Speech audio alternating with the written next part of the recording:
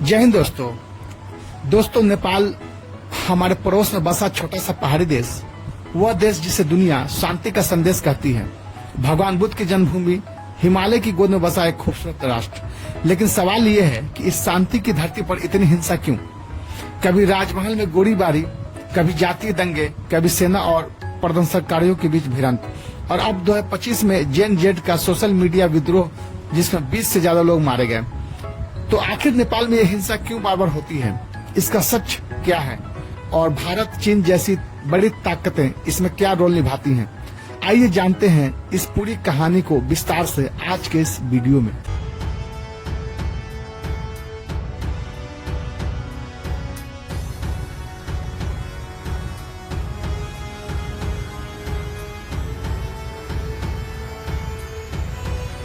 नेपाल का राजनीतिक इतिहास अस्थिरता की जड़ है। इसके बारे में हम अच्छे से जानते हैं कि नेपाल का इतिहास हमें बताता है कि हिंसा अचानक नहीं फूटती, इसकी जड़ें बहुत गहरी हैं। राजतंत्र, नेपाल 2008 तक दुनिया का इकलौता हिंदू राजतंत्र था। राजा को भगवान का अवतार माना जाता था। लोकतंत्र की मांग, 1990 के दशक से ही जनता लोकतंत्र चाहती थी, लेकिन राजाशाही अपनी ताकत छोड़ना नहीं चाहती थी। माओवादियों का विद्रोह तो चर्चा का विषय रहा है। 1996 से लेकर 2006 के बीच नेपाल में 10 साल का खूनी गृह युद्ध चला। माओवादियों, लड़ाकों और सेना के बीच भिड़ंत हुई और इसमें 17,000 से ज्यादा लोग मारे गए। 2008 में आखिरकार राजतंत्र को खत्म कर नेपाल को गणतंत्र घोषित किया गया। लेकिन समस्या यह है कि राजतंत्र जाने के बाद भी स्थिरता नहीं आई। आज भी नेपाल में हर साल सरकार बदल जाती है। पिछले 15 सालों में नेपाल ने 12 से ज्यादा प्रधानमंत्री देखे हैं। सोचिए, इतनी अस्थिरता में कोई देश कैसे आगे बढ़ेगा? 2001 का रॉयल नरसंहार, जब राजमहल खून से लाल हुआ। नेपाल की हिंसा की सबसे बड़ी घटनाओं में से एक है रॉयल पैलेस मस्करा। 1 जून 2001 की रात काठमांडू के नारायणी हिटी पैलेस में राजा वीरेंद्र और उनके परिवार को क्राउन प्रिंस दीपेंद्र ने गोलियों से भून डाला। राजा, रानी और शाही परिवार के 9 सदस्य मौके पर ही मौत कर दिए गए।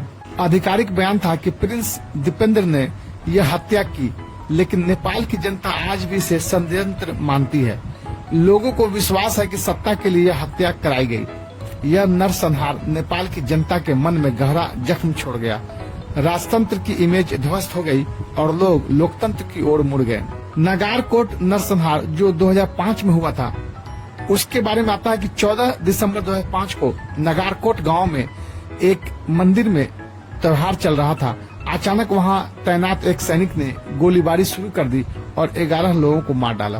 कारण कहा जाता है कि व्यक्तिगत गुस्सा और मानसिक असंतुलन। लेकिन इस घटना ने दिखा दिया कि नेपाल का सुरक्षा तंत्र कितना कमजोर है। जिस सैनिक पर लोगों की रक्षा का जिम्मेदारी था, वही नरसंहार कर देता है। टीकापुर नरसंहार, जो बिल्कुल आप नहीं भूले होंगे, जो 2015 में नेपाल ने नया संविधान बनाया, लेकिन संविधान के खिलाफ थरूहट समुदाय ने विद्रोह प्रदर्शन शुरू किया। 2025 की नेपाल की जेन जेड हिंसा का पूरा सच कुछ और इस प्रकार समझान सकते हैं कि नंबर 1 की जब बात करेंगे तो सोशल मीडिया का बैन। 4 सितंबर 2025 सरकार ने 26 सोशल मीडिया प्लेटफॉर्म जैसे फेसबुक, ट्विटर यानी एक्स, यूट्यूब, इंस्टाग्राम, व्हाट्सएप इत्यादि को बंद कर दिए, क्योंकि वे रजिस्ट्रेशन नहीं कर पाए थे। केवल टिकटॉक, वाइबर जैसे प्लेटफॉर्म ही काम करते रहे, क्योंकि उन्होंने रजिस्ट्रेशन करवाया था। एक्टिविस्ट और पत्रकारों ने इसे शांतिपूर्ण विरोध की जगह अधिकारियों की सेंसर से बताया। सेकंड पॉइंट की जब हम बात करेंगे तो जेनजेड का विद्रोह, सड़कों पर उतरना। 8 सितंबर 2025 भारी संख्या में युवा बहुत से स्कूल, कॉलेज यूनिफॉर्म में काठमांडू के मैथिहार मांडवाला से मार्च कर पार्लियामेंट तक पहुंचे। स्लोगन क्या दिया? Shut down corruption, not social media और YouTube youths against corruption. Protest के ने पार्लियामेंट परिसर का बैरिकेड तोड़ दिया। फायरिंग, पानी की बौछार, tear gas, buttons, rubbers, bullets और फायरमैन तक चले। पुलिस रिस्पांस, कर्फ्यू और आर्मी की तैनाती। पुलिस ने इंडिस्क्रिमिनेट फायरिंग शुरू की। Water cannons, tear gas, rubbers, rulers, live गोलियां चलाई। नेपाल आर्मी को भी तैनात करना पड़ा, खासकर त्रिभुवन इंटरनेशनल एयरपोर्ट जैसी संवेदनशील जगहों पर सुरक्षा बढ़ा दी गई। जबरदस्त जान माल का नुकसान हुआ। मौतों की संख्या में बाद में संशोधन हुआ। कम से कम 19 लोग मारे गए, लेकिन 23 लोग की मारे की खबर है। कई स्रोत बताते हैं कि संख्या में 3 पुलिसकर्मी और एक राजनीतिक व्यक्ति की पत्नी भी शामिल है। कुल मिलाकर 23 मौतें। चोटिलों की संख्या सरकारी आंकड़ों में 347, कुछ रिपोर्ट्स में 422 से भी ज्यादा बताई जा रही है। विस्फोटक ऐलान, प्रधानमंत्री का इस्तीफा। विवाद बढ़ने पर पीएम केपी शर्मा ओली ने इस्तीफा दे दिया। सरकार को बचाने की कोशिश करते हुए उन्होंने कहा कि यह बाहरी ताकतों की साजिश थी, लेकिन विद्रोहियों ने जनादेश का जिक्र किया। सामाजिक दबाव और न्याय की मांग। हाथ खून से सने जेन-जेड लाखों युवा अब पूर्ण राजनीतिक सुधार, सिर्फ सोशल मीडिया वापस नहीं बल्कि पूरी सरकार का जवाबदेह देना चाहते थे। मीडिया और मानवाधिकार संगठनों जैसे एनएचआरसी, एमनेस्टी, यूएन ने जांच की मांग की और एक्सेसिव यूज ऑफ फोर्स पर रोक लगाई। बैन हटाना और राहत घोषणा। बाद में सरकार ने सोशल मीडिया बैन को वापस ले लिया। Facebook, WhatsApp, Twitter, YouTube, x इत्यादि फिर से उपलब्ध हो गए। पीएम ने मृतकों के परिवारों को कंपेंसेशन, घायलों को फ्री ट्रीटमेंट और एक जांच पैनल गठित करने की बात कही। 15 दिनों में रिपोर्ट लानी होगी। आपातकालीन स्थिति और ट्रेवल की अनिश्चितकालीन। अंतर्राष्ट्रीय उड़ानें रद्द कर दी गई, रूट बदल दी गई और फ्लाइट्स लखनऊ, दिल्ली जैसे शहरों को रूट दी गई। घरेलू और विदेशी यात्रियों में खौफ और भ्रम, सुरक्षा हालात स्थिर नहीं हुए। अब इसको सारांश में एक चरणवाधिका से हम देख सकते हैं कि फर्स्ट फेज में दिनांक 4 सितंबर को सोशल मीडिया प्लेटफॉर्म को बैन किया गया। 8 सितंबर को जेन-जेड का प्रदर्शन पार्लियामेंट तक पहुंचा। रात में पुलिस कार्रवाई, गोलीबारी और आर्मी तैनाती हुई। अगले 2 दिनों में 19 से 23 मौतें, 347 से 442 लोग घायल हुए और तुरंत बाद पीएम का इस्तीफा हो गया। दोपहर तक बैन वापस, राहत घोषणाएं चालू कर देगी और अगले दिन जांच पैनल सुरक्षा पुनर्स्थापित कर देगा। यानी इसका अगर निष्कर्ष निकालते हैं तो शुरुआत सामाजिक नियंत्रण का प्रयास बिना पंजीकरण, क्रिया युवा विरोध, सड़कों पर उतरना, पुलिस प्रदर्शनियों का झड़प, परिणाम जान माल की क्षति, राजनीतिक उथल पुथल, इस्तीफे की कार्रवाई। और निष्कर्ष क्या निकला? बदलाव की दिशा, सच्चाई का वजूद, जरूरी सुधार, लोकतांत्रिक ताकतों की वापसी। 24 अगस्त 2015 को कैलाली जिले के टीकापुर में हिंसा फूट पड़ी।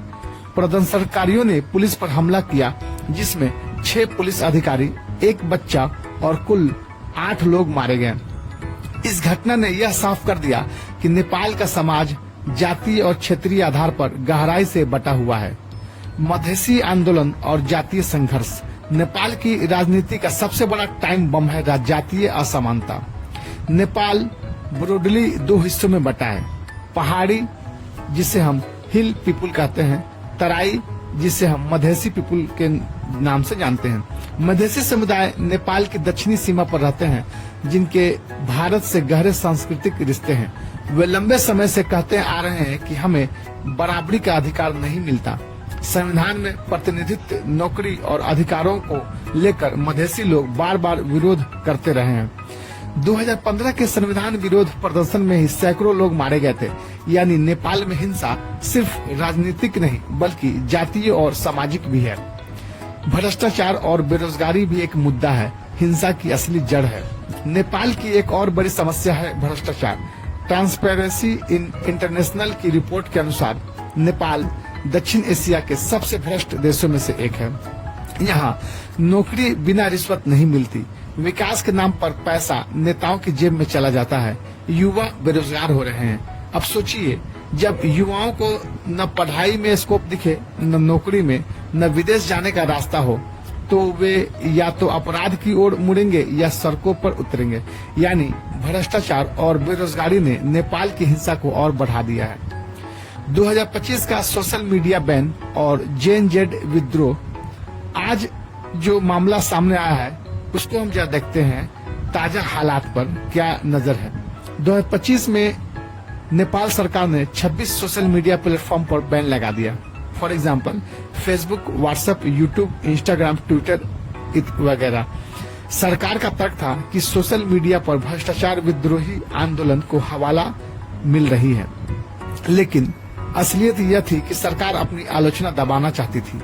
इसके बाद जेएनजेड यानी युवा पीढ़ी सड़कों पर उतर आई, संसद पर धावा बोल दिया, एयरपोर्ट तक बंद करना पड़ा, प्रदर्शनकारियों और पुलिस में भिड़ंत हुई, आंसू गैस, गोलियां, पानी की बौछार सब चला। इसमें कम से कम 23 लोग मारे गए, 400 से ज्यादा लोग घायल हुए और मजेदार बात यह कि इस आंदोलन का प्रतीक बन गया वन पीस एनीमे का स्ट्रॉ हॉट फ्लैग। युवा कर रहे थे, हमारा सपना आजादी है, भ्रष्टाचार से मुक्ति है। आखिरकार सरकार को झुकना पड़ा और सोशल मीडिया बैन हटाना पड़ा। नेपाल, भारत और चीन, भू राजनीति का खेल। नेपाल की हिंसा को समझने के लिए हमें भारत और चीन की राजनीति भी समझनी होगी।